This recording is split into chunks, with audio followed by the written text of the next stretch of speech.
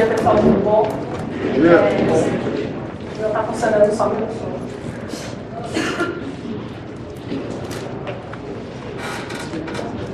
Bom, enquanto a gente vai organizando aqui, eu quero primeiro agradecer a organização do Front in Sampa. Eu já venho há alguns anos no evento e normalmente eu tenho um e-commerce que eu compraria, então talvez quem já vem outros anos deve conhecer.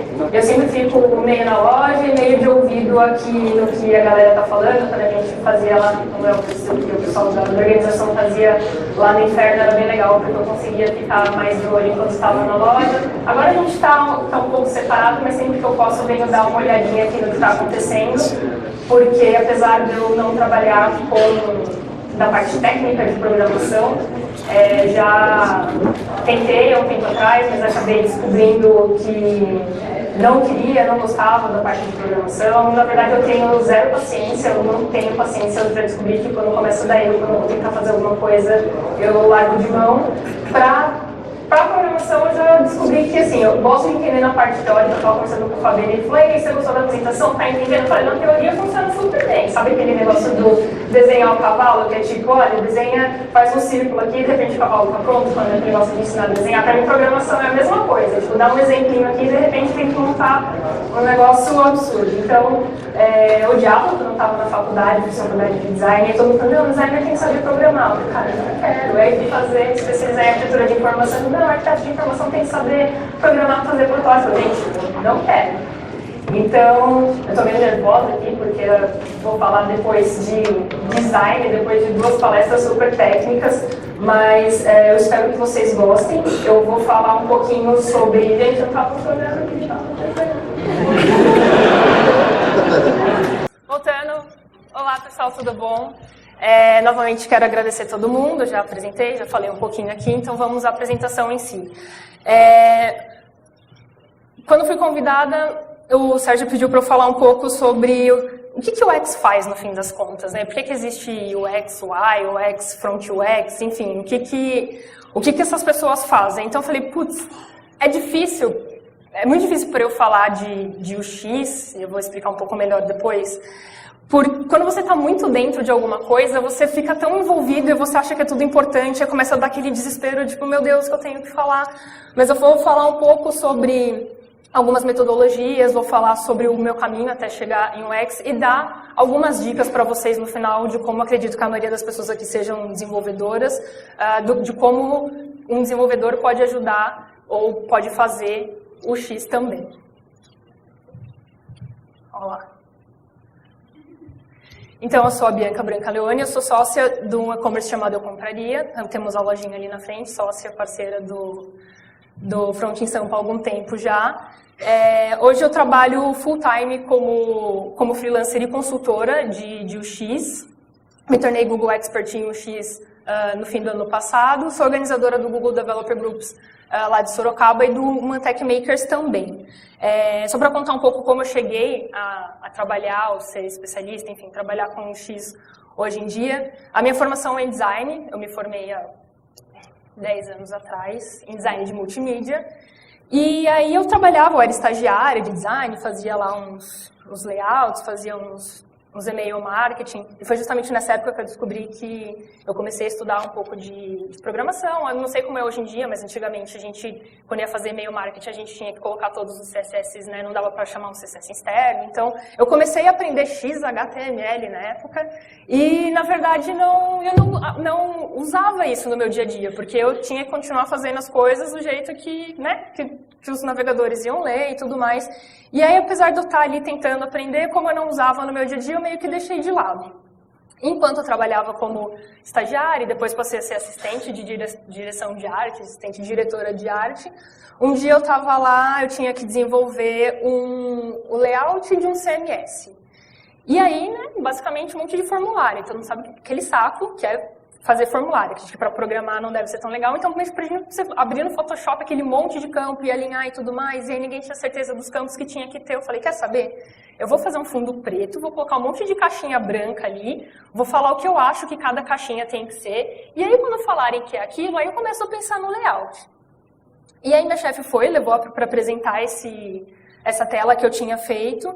E aí ela me falou depois que o pessoal adorou, falou assim, nossa, é isso mesmo que a gente estava precisando e tudo mais, só podia ter umas corzinhas. Aí ela falou, não, calma, né, isso não é o layout, isso é só o wireframe. E aí foi quando eu percebi que essa coisa de planejar antes de fazer o layout fazia sentido. E eu fui descobrir que existia uma coisa chamada arquitetura de informação. Então eu já tinha terminado a faculdade, eu descobri que existia essa coisa de arquitetura de informação, eu descobri que eu gostava dessa questão do planejamento antes do design em si, e eu participei eu fiz a segunda turma de arquitetura de informação da Impacto. Então, logo que abriu o curso, na segunda turma, eu estava lá aprendendo sobre essa nova área para mim, que foi muito bacana. E né, me formei na pós-graduação, e de um tempo para cá, antigamente, o mercado, quando queria pensar em fazer um planejamento prévio, antes de começar a fazer o layout e desenvolvimento em si, pedia um arquiteto de informação. Hoje, com a evolução natural das carreiras de tecnologia, né, a evolução do mercado, a arquitetura de informação ficou muito pouco porque todas as aplicações precisavam. Então, a gente, como arquiteto de informação, a gente já pesquisava, já sabia sobre, enfim, usabilidade, design de interação, outras coisas assim.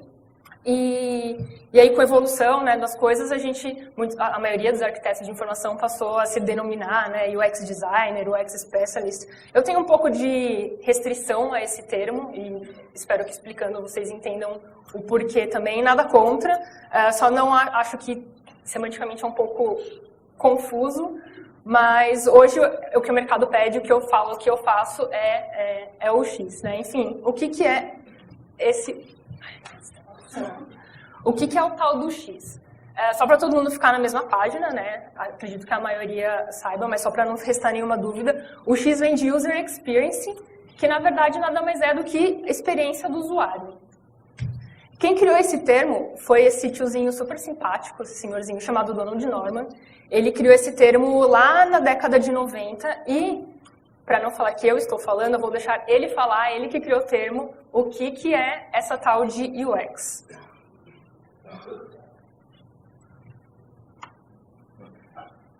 Hi, I'm Angie Lee, and I'm here at the UX conference in San Francisco. I'd like to ask Don Norman what he thinks about the term UX. Once upon a time, a very long time ago, I was at Apple. And you know, we said the experience of using these computers is weak.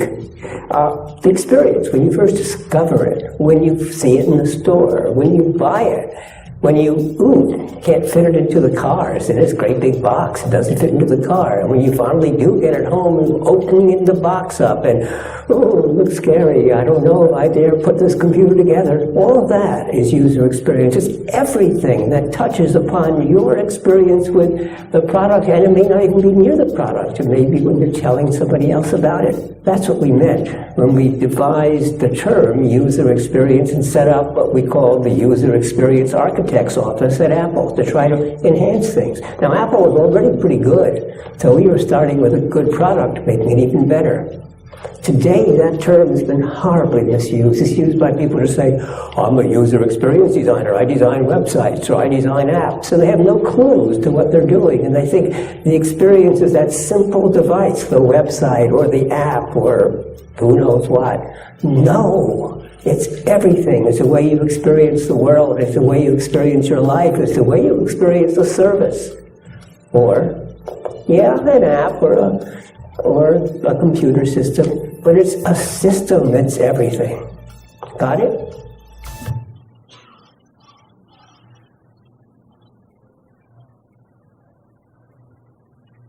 Bom, a sacada que eu acho muito legal que o Norman teve lá junto com a equipe da Apple na década de 90 foi que as pessoas não precisavam projetar, cada pessoa ficava no seu quadradinho ali, quem fazia a parte do hardware fazia hardware, quem fazia a parte do gráfico fazia gráfico, quem fazia o layout do sistema operacional fazia. Ele entendeu como tudo era uma coisa só. E hoje a gente sabe que a Apple é das empresas que melhor faz isso, da questão da integração, quando você está usando um computador ou está usando um celular, ou todos os sites deles são todos muito parecidos.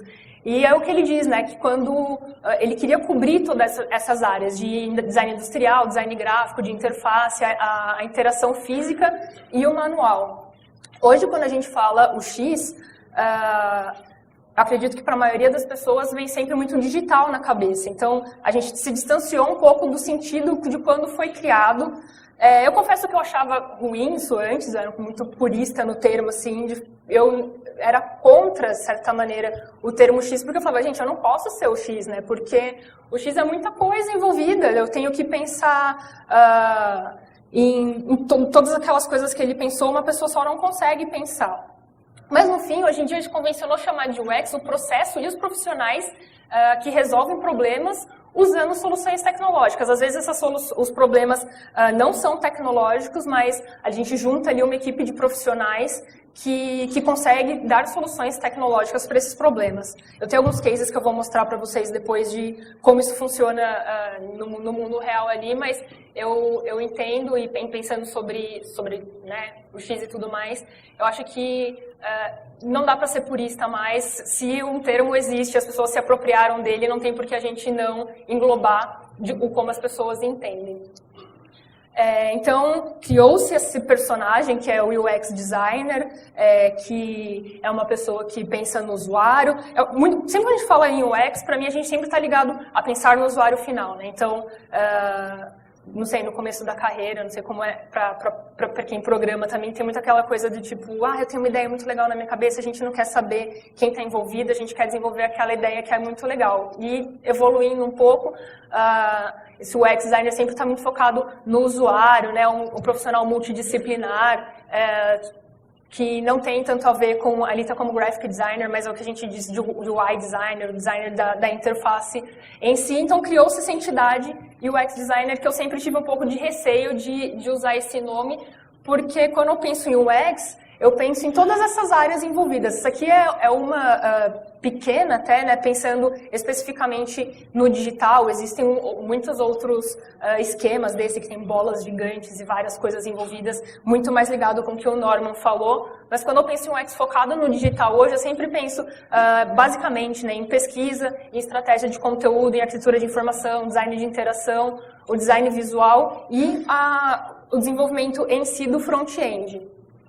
E eu sempre ficava muito... Não dá para uma pessoa só fazer isso. E não é uma opinião só minha. Outras pessoas compartilham dessa opinião também, que o UX não tem que ser a função de uma pessoa só. O Fabrício Teixeira é um cara que é super reconhecido desde a época de arquitetura de informação. Hoje ele trabalha nos Estados Unidos há algum tempo, mas ele tem um dos maiores blogs, junto com o Edu Agni, que está por aí também. Zero Experience e tudo mais. Então ele fala que não tem como uma pessoa ser responsável, porque a UX tem muitas coisas envolvidas. Tem que ter um fluxo fácil, tem que ter um visual agradável, tem que ter texto claro, que seria uma responsabilidade de um redator, talvez, uma boa usabilidade, que daí a gente teria um profissional de UX designer, no sentido que eu vejo que é uma pessoa que engloba a arquitetura de informação e entende de usabilidade também, entende um pouco de acessibilidade, engloba a página leve de carregar. Isso faz muita diferença para o usuário final. Uma página fácil de carregar não é quem está projetando lá, que fez toda a estrutura prévia, que pode prever. É um profissional de front-end, enfim, da estrutura, de como as coisas foram estruturadas para a programação mesmo. Então, ficar responsável... é difícil, uma pessoa só ficar responsável por tudo isso não é possível, a não ser que a pessoa seja um product manager lá, que é quem comanda tudo, mas não bota a mão na massa em si. O X, no meu ver, é um pensamento, né? Um grupo de pessoas que se reúne para, usando alguma metodologia, entender e entregar a melhor experiência para o usuário. Então, os profissionais envolvidos aí, né? Designer visual, programador, redator, motion designer, enfim. E eu fico bem feliz quando eu vejo definições como essa, porque eu ficava meio angustiada quando eu estava no mercado e as pessoas veem o UX designer com uma bala de prata, assim como foi o design thinking há um tempo atrás, tipo, eu vou contratar um UX designer que ele vai salvar a minha empresa. E muitas pessoas compraram realmente essa ideia e eu ficava muito, não dá, não é assim que funciona, sabe? E aí, o que aconteceu? Todos aqueles profissionais lá que o Fabrício citou e tudo mais, acabou que hoje em dia, se você procurar por vaga de emprego, você vai achar o X alguma coisa, ou antes ou depois do nome. Até saiu uma matéria recentemente falando que cresceu 3 vezes o número de procura por profissionais de UX. E aí, todos os comentários falam, lógico que cresceu, todas as vagas que a galera quer colocam o X no nome, porque acha que o X vai resolver o problema, então tem graphic designer, UX, tudo, o X, porque realmente houve esse entendimento do mercado que talvez o profissional X, não importa o que seja, ele vai resolver o problema dele, e não é verdade, né? Então hoje a gente vê... Gente, não é possível. Elvis. Inferno. Então a gente vê, né, o UX Researcher, que seria o pesquisador, ou o UX Designer, que é a pessoa que eu falei, pensa um pouco mais na arquitetura de informação. Temos o UX Writer, esse eu li faz pouco tempo, eu já perguntei para várias pessoas o que elas entendem por UX Writer, e quando eu falei que era redator, pelo que eu entendi, muitas pessoas falaram, tipo, nossa, nem imaginar que, sei lá, o UX Writer podia ser um redator. Ou um UI UX, ou até um Front UX.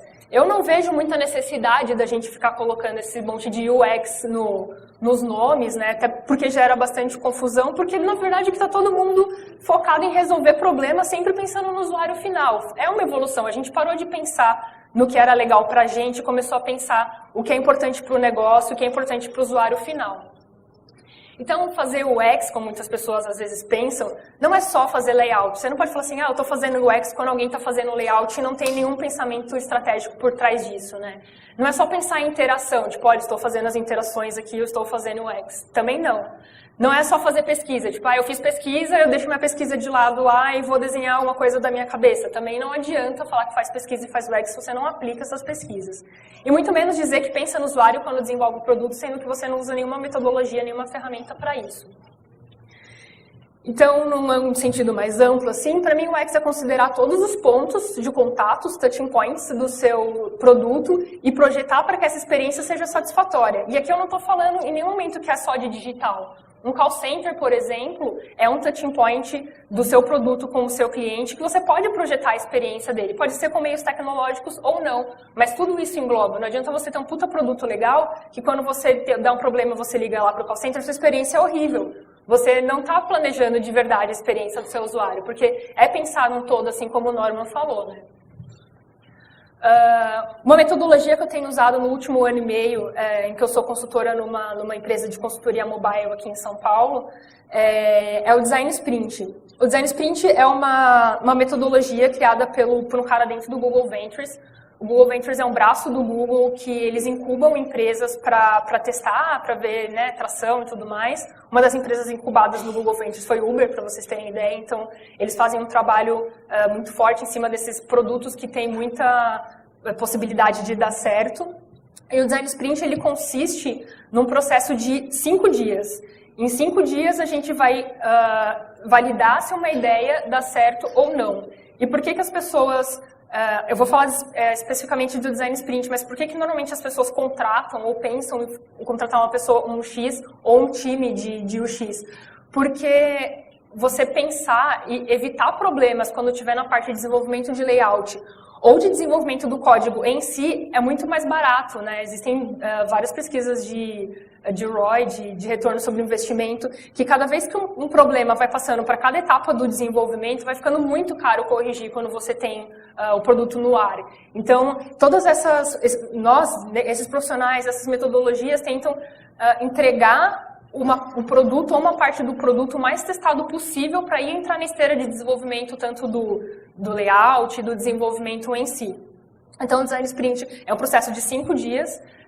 Em 40 horas se pretende validar um produto. O primeiro dia é o dia que a gente faz o entendimento. Então, todo mundo que vai participar do projeto, e aqui é legal porque não importa tanto quem são as pessoas, assim, de maneira que, vou resolver um problema da minha empresa, quem são os interessados, os stakeholders. Então, chama essa galera e fala assim, olha, a gente vai ficar 5 dias aqui dentro, a gente vai testar, pode parecer caro ficar com 5 pessoas durante uma semana validando uma ideia, mas com certeza vai ser muito mais barato do que pegar a ideia da cabeça de alguém, ou pegar o Ripple lá, a pessoa que recebe o valor mais alto e aquela que vai mandar no que vai fazer, e aí quando tá lá no final descobre que o negócio não dá certo. Então a gente vai pegar todo mundo que é o interessado e todo mundo vai compartilhar o que sabe sobre o produto. Então a gente vai falar sobre quem são os usuários, quais são as suas necessidades, qual é o contexto de uso, fazer uma análise dos competidores ali e formular a estratégia. Então, no primeiro dia, todo mundo fica na mesma página sobre o que todo mundo sabe. Todo mundo compartilha o que sabe sobre os usuários e do que vai ser desenvolvido. O segundo dia é o dia que a gente diverge. Todo mundo a gente elabora. Existem várias ferramentas, tá? Eu estou falando aqui das que eu conheço, das que eu já apliquei, do que eu já fiz.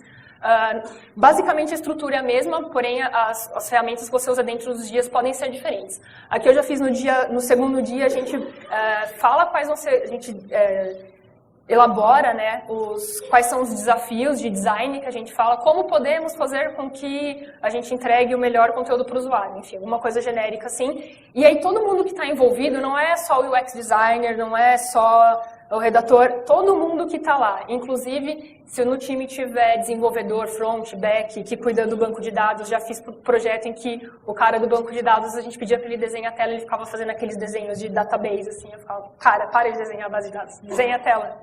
É difícil, muitas vezes, para quem é programador, pensar em layout, mas, cara, já vi soluções muito boas de desenvolvedores que pessoas que não têm o conhecimento técnico não conseguiriam dar. Então, é muito importante vocês sentirem essa necessidade e se imporem e quererem participar, porque é um processo interessante, com certeza é bom para você e é bom para a equipe também. Então, no segundo dia, todo mundo rabisca ali as ideias dos desafios que a gente acha que tem que ser desenvolvido. No terceiro dia, todo mundo decide o que vai ser, tipo, beleza, de todas essas ideias aqui, a gente vai fazer essa parte aqui que a gente acha que é a mais interessante, que a gente tem que ver se as pessoas vão entender, se vão gostar e tudo mais.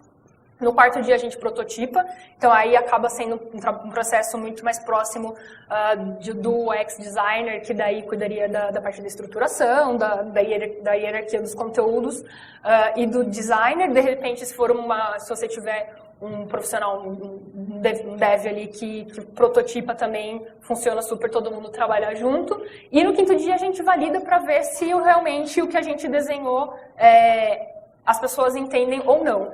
Esse é basicamente um processo, é o processo de design sprint, mas o processo de UX no geral se baseia muito nisso. A gente pesquisa, a gente levanta o que pode ser feito, a gente decide o que vai ser feito, a gente prototipa e a gente testa. Não importa qual ferramenta. Isso aqui pode ser PDCA, existem Design Thinking, Double Diamond, Diverge, Converge, enfim. Existem várias abordagens, mas basicamente é isso. A gente não ir para o layout e, enfim, programador junto com um designer lá desenvolvendo coisa. É pensar estrategicamente um pouco antes de começar a desenvolver, porque sai mais barato. Comprovadamente sai mais barato do que ter que consertar as coisas no final quando já está em produção. E eu acredito muito que funciona porque tem o conhecimento de várias pessoas envolvidas, então não é da cabeça de uma pessoa ou duas pessoas, todo mundo que vai estar envolvido no projeto participa, todos tomam decisão, então se alguém chegar lá na frente e falar assim, tá vendo, eu falei que não ia dar certo. Não, você está ali, você está tomando decisão junto com as pessoas que, tanto um gerente, eu já discuti com um gerente um projeto, sei lá, um cara mega do alto escalão na empresa, e eu nem sabia que ele era gerente. Tipo, cara, eu tô um pouco me ferrando, assim, você tá aqui, você tá no mesmo nível que eu, a gente vai discutir de igual para igual, não quero saber se você ganha 25 pau por mês, a gente está discutindo dentro dos nossos conhecimentos. A gente encontra a solução rápida e testa logo, e minimiza muito os gastos, como eu já falei. Os cases que eu falei para vocês, que daí foram feitos com design sprint, e a gente solucionou problemas que não eram tecnológicos com tecnologia, são bem interessantes. Eu trouxe só 2, eu tenho alguns outros também, se vocês quiserem conversar depois. Então, teve um case que foi o mais interessante, que era um case que era uma experiência e muito gasto com call center. Então, o cara chegou assim e falou assim, olha, meu objetivo de vida é acabar com call center. A gente, então, calma, cara, vamos por passos. E a gente, então, teve que entender... Primeiro, por que as pessoas ligavam tanto para o call center, que não era para isso acontecer. Então, dentro do processo lá do design sprint, ou como processo como a gente ia entender o problema, e aí a nossa solução foi criar um aplicativo para o usuário acompanhar chamadas sem intervenção humana. Isso a gente só conseguiu porque a gente tinha uma equipe a equipe de tecnologia que estava junto com a gente no processo, eles passaram todos os detalhes para a gente. Eles falaram, olha, todas as pessoas, os funcionários que vão, eles têm o celular deles é tal, todos eles têm GPS, todos eles têm não sei o que lá. Então a gente tinha uma base muito sólida do que a gente tinha disponível tecnologicamente para a gente desenvolver. Então foi muito importante. Se a gente não tivesse essas pessoas nos ajudando ali, talvez ou a gente desenvolvesse alguma coisa muito abaixo do que a gente poderia, porque a gente não saberia, talvez, a marca ou o que o celular das pessoas suportaria, ou a gente podia desenvolver uma coisa completamente fora da realidade. Então, é muito importante que todo mundo realmente esteja junto. E um outro case que eu queria compartilhar com vocês de solução de problema de negócio com tecnologia. eu fiz um projeto para um cartão que era um cartão salário. As pessoas que não tinham banco, as empresas depositavam o dinheiro nesse cartão para as pessoas.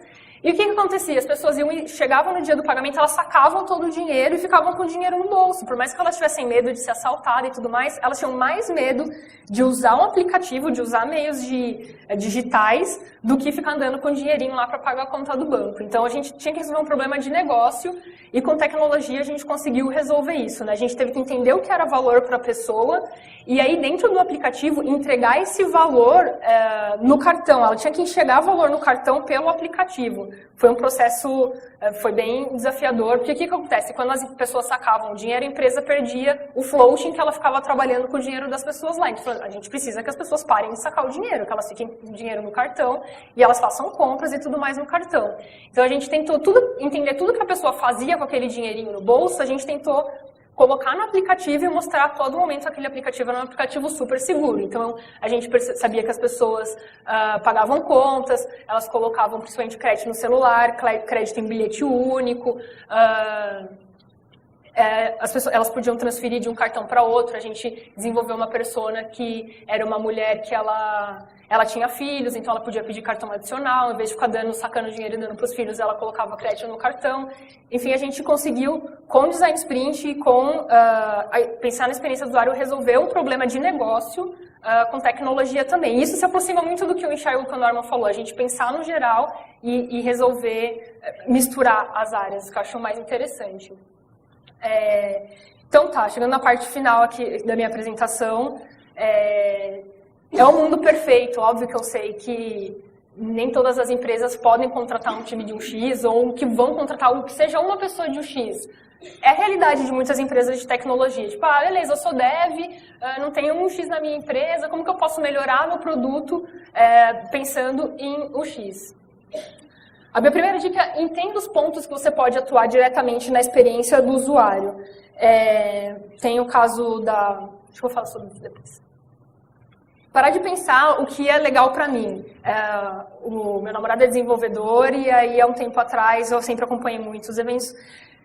Nossa, enquanto eu estou falando aqui, ele falou para fazer essa piada. Enquanto eu estou falando aqui, foram lançados 4 frameworks de JavaScript já. Então, as pessoas sempre querem usar o que é mais novo e não pensam muito se vai ser bom, se não vai, se eu vou usar uma tecnologia que vai ser descontinuada daqui 6 meses. Então, a gente tem que parar de pensar o que é legal para mim, para pensar o que é bom para quem eu estou desenvolvendo. E para quem eu estou desenvolvendo, não é só para o usuário final, a gente também tem um lado de negócio envolvido. Então, a gente tem que deixar um pouco...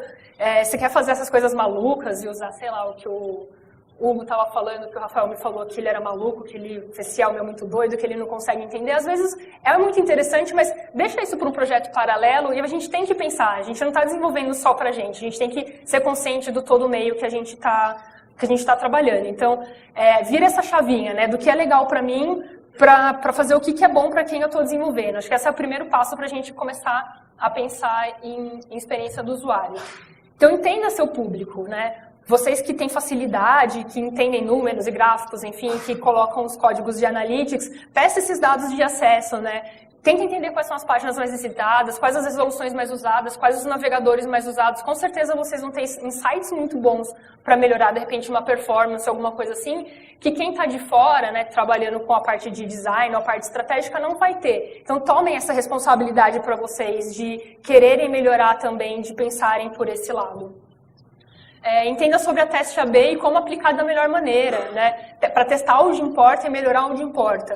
Um case bem interessante de teste AB, provavelmente todos vocês conhecem a Booking.com, eles são totalmente data-driven, eles não fazem nenhuma alteração no site, se não for testado antes. Às vezes, eu já ouvi alguns casos, não sei se alguém trabalha lá ou conhece alguém que trabalha lá ou não, fala, às vezes tem um bug, e aí as pessoas corrigem o bug com o teste AB, e aí sem o bug performa pior, as pessoas voltam, fazem um rollback e voltam do jeito que estava, porque estava performando melhor. Existem críticas a seguir dessa maneira data-driven, mas olha o tamanho da empresa. Então, existe essa possibilidade, entendam o teste AB. Teste AB é super direto com o que vocês fazem e vocês conseguem trabalhar muito próximos também dessa questão de entender o usuário. Otimização de performance, como eu falei, se vocês entenderem aonde vocês podem diminuir uma imagem, enfim, eu não vou saber falar tecnicamente do jeito que vocês saberiam, mas vocês estão entendendo, né? Então, as imagens lá, trabalhar as imagens, trabalhar CSS, enfim. Esse é um case bem antigo, mas eu me lembro muito bem quando eu estava... Não lembro se estava na faculdade em 2003. Mas, enfim, pensa num site que tem, sei lá, quantos milhões de acessos, você diminuir um pouquinho, ou mesmo dentro da tua empresa, você melhorar a performance de alguma maneira, já pode ser uma economia para a empresa. De repente, a empresa, com essa economia, consegue investir em outras áreas, ou para o usuário mesmo. O usuário tendo essa economia, gastando menos tempo para fazer um download de uma imagem, alguma coisa assim, já é um benefício para ele também, né? Existem pesquisas que mostram o quanto, não me lembro se foi o Google, o quanto eles perdem com 0,1 segundo a mais de tempo de load. Então, isso é realmente importante. Contribuam com a visão tecnológica de vocês, queiram estar nas reuniões. Eu sei que muita gente acha a reunião um saco, realmente tem reuniões que não deveriam existir, mas quando a reunião quer para dar ideia, discussão de conceito, queiram estar nessas reuniões, né? Eu conheci alguns termos participando de eventos como esse, né? PWA, Instant Chat, enfim, tudo essas coisas mais novas, mas tentem vocês levarem isso para o resto da equipe também. Se vocês querem implementar essas inovações, façam as pessoas entenderem por que elas são legais, tenham essa vontade também de contribuir com o conhecimento de vocês. Acessibilidade é totalmente ligado à parte de código, né? É ótimo para o X, é ótimo para SEO, é ótimo para as pessoas com qualquer dificuldade motora. A gente aqui vai ter a palestra do Reinaldo logo depois da minha também, que ele vai falar só sobre isso, então pensem como é importante. O Reinaldo está aqui só para falar sobre isso, então é muito importante. Então pensem sobre isso, vocês são as pessoas que podem efetivamente, que são os responsáveis por isso efetivamente. Então queiram entender e queiram fazer isso, se vocês realmente querem pensar a experiência do usuário. Então o mercado tem visto a experiência do usuário como importante, então vamos aproveitar não só o UX designer ou as pessoas que têm o X no nome, mais do que ter o X no final do seu cargo, é importante aplicar esses conceitos no dia a dia. O mercado mais maduro é bom para todo mundo, é bom para o mercado em si, é bom para a nossa área é mais respeitada, nos ouvem mais, então vamos aproveitar esse momento, se você sendo front UX ou não, tomem essa responsabilidade para vocês, para a gente fazer, né, uma web melhor e que dure mais 20 anos aí. E é isso, pessoal. Espero que vocês, não sei se vai ter tempo para pergunta, mas espero que vocês tenham aproveitado. Eu vou ficar mais um tempo com Eu Compraria lá na frente, se vocês quiserem passar. E é isso. Valeu.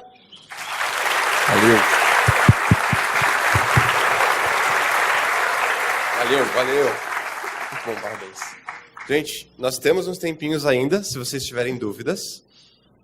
Vamos lá. Você vai lá? Quem quer? Vai por ali, ó. Vai, levanta, procura uma mão levantada. Valendo. Eu descobri porque não estava funcionando o passador de slide. O Elvis levou meu computador embora com o receptor, né? Óbvio que não ia funcionar. Bom, Bianca. Olá. Oi, tudo bem? Bom, Bianca, meu nome é Egon. Eu sou front-end developer numa empresa chamada Dentro da História, de Campinas. Levanta a mão. Aqui. Achei. Oi, tudo bem? Tudo bom. Bom, muito bacana sobre o X e, na verdade, eu acompanhei já algumas discussões que estão rolando em Campinas. Teve um hackathon desenvolvido pela galera do GDG de lá, semana passada. Não pude participar, eu queria muito. Perdeu. Eu moro em Sorocaba, ali pertinho. Eu sei que eu perdi. Enfim. E uma coisa que é muito difícil para mim, e pelo menos na comunidade de Campinas, é que existe uma galera, principalmente uma galera um pouco mais nova, que não teve contato com uma metodologia de desenvolvimento já um pouco padrão, na qual você pensa em software, na verdade, de uma forma não otorgada, né? Ou seja, não só dizem para você fazer. Então, a gente pensa um pouco mais fácil em produto. Mas eu tenho 2 colegas que é muito difícil eu chegar para ele e falar, galera, chega aí, vamos trocar uma ideia sobre uma holística um pouco diferente, vamos pensar no que o usuário está tendo de ganho, no que a gente está fazendo, e às vezes até definir prioridade e severidade nas coisas que a gente faz em função disso. E hoje a gente estabeleceu um desenvolvimento meio que horizontal na hora de trocar ideia. Eita, caralho. Enfim, um outro... Deu ruim. Caralho. Mas enfim. Então, Bianca, a pergunta final é... como que, nas equipes que você trabalhou, você tentou guiar essas pessoas que têm esse mindset um pouco mais travado nesse novo processo? Porque, afinal, eles também são importantes, é a galera que é meio que entusiasta por tudo, então está testando inferno, está testando tudo ao mesmo tempo, então é importante que eles tenham testando essas novas tecnologias, aprendendo coisa nova, mas sempre trazendo eles para a realidade de negócio, assim. Como que você faz isso e ensina essa magia aí pra gente? Tá, então, não tem magia não, cara, é persistência, pra falar bem a verdade, assim. Eu trabalhei no IG durante algum tempo, antes de trabalhar só como consultor e freelancer, e eu entrei lá bem na época quando começou a equipe era minha chefe, uma menina e eu, assim. E quem fazia tudo antes eram os designers, então a gente chegou meio como intruso, eles que... Existia muito uma rixa entre designer e arquiteto de informação na época, porque eles eram donos do produto de certa maneira e a gente chegou lá e a gente queria falar como eles tinham que fazer as coisas agora. Então foi um começo bem difícil, mas a gente tem que mostrava o nosso valor, assim, porque acontecia muitas vezes de nos cortarem do processo, né? Tipo, os demandantes iam direto com os designers, que era o caminho que eles conheciam, e aí a gente só ficava lá de boa, só esperando para ver o que ia acontecer, e aí quando ia rolar as apresentações, existiam falhas, como a gente sabe, como a gente pensa meio que estrategicamente, eu como adoro arquitetura de informação, gente, eu falo que eu sou UX só porque o mercado quer, porque se eu pudesse eu ia trabalhar só com milhões de conteúdos e wireframes, enfim. Mas aí iam apresentar, tinham várias falhas, tinham telas que não tinham botão para chegar naquelas telas, telas que não davam para chegar de nenhuma maneira, tinha botões que não levavam para lugar nenhum, tinha falha de continuidade, algumas coisas assim. Então, a gente fazia com que as pessoas entendessem qual que era o nosso valor ali. E não precisa ir muito longe, essa semana mesmo eu estou fazendo um design sprint, uma experiência de um design sprint remoto, e eu estou com uma pessoa que está a todo momento atravancando o processo, ele não está acreditando no processo, e ele é muito insistente, gente. Essa apresentação eu fiz assim com a cabeça quente, porque ele estava atravancando muito o processo.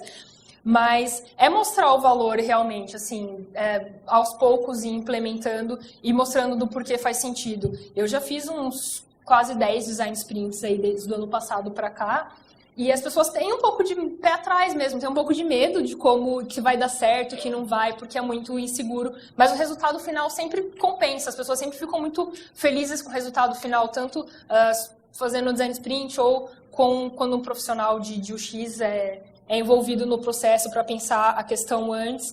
Então, não tem muita mágica, é fazendo aos pouquinhos e mostrando o valor e mostrando do porquê dá certo mesmo. Eu me desconcentrei um pouco quando você falou aquele palavrão no meio ali. Foi muito engraçado. Não sei se eu respondi mais ou menos a tua pergunta. Se quiser, fica à vontade, a gente conversa depois também.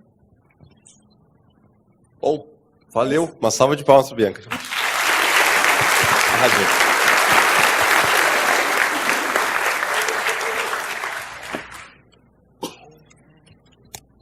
Pouquinho antes do Reinaldo começar, que ele já está por aí,